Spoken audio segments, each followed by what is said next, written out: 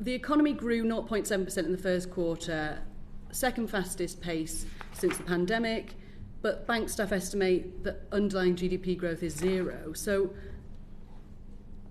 I suppose I would like to understand a bit more about the difference in those opinions compared to what looks like a good result, I would argue. Well, obviously, it was a good number, and don't want to take away from that. The challenge we're describing is to what extent does that describe the underlying pattern? And frankly, we've had more volatile sort of short-run GDP numbers of late. Maybe that's just a reflection of all the shocks we're having to deal with. The challenge we have at the moment is that the forward-looking sort of evidence on activity in the economy, so the surveys, are nothing like as strong as that. So there is a disjoint, if you like, between that number and the pattern we get from the surveys. And the evidence from sort of all the work our staff do to assess the past and what we draw from it is that the surveys are probably on average a better predictor of the future than the immediately previous GDP number.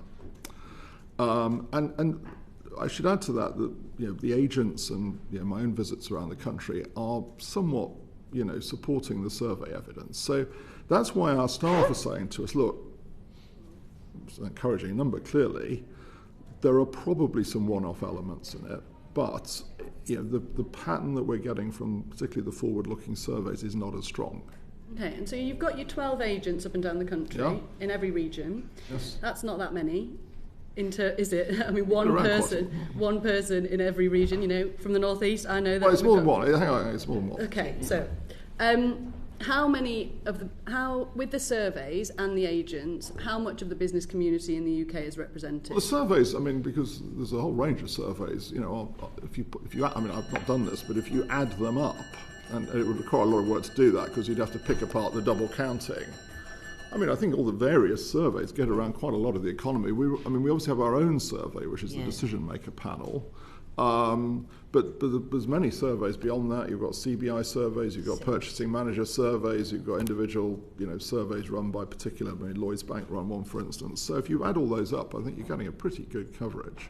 Okay, so I suppose it comes down to the confidence that we've all got in current public data as well, and we've raised this before about the productivity puzzle and the fact that productivity is looking lower than it was in Q1 2024, but 1% higher than Q4 2019, and so that again poses that question that I raise every time about the reliability of the productivity data during the pandemic and how that's impacting policy decisions. And I just wondered if you have confidence in those figures, or do you tend to have to be over-reliant on your own survey and your agents because of the lack of confidence in the data? Well, look, there is a puzzle, and there is a puzzle in the last 12 months, because obviously we had very flat growth throughout particularly the second half of last year, that the productivity numbers would tell us that we had negative productivity growth last year.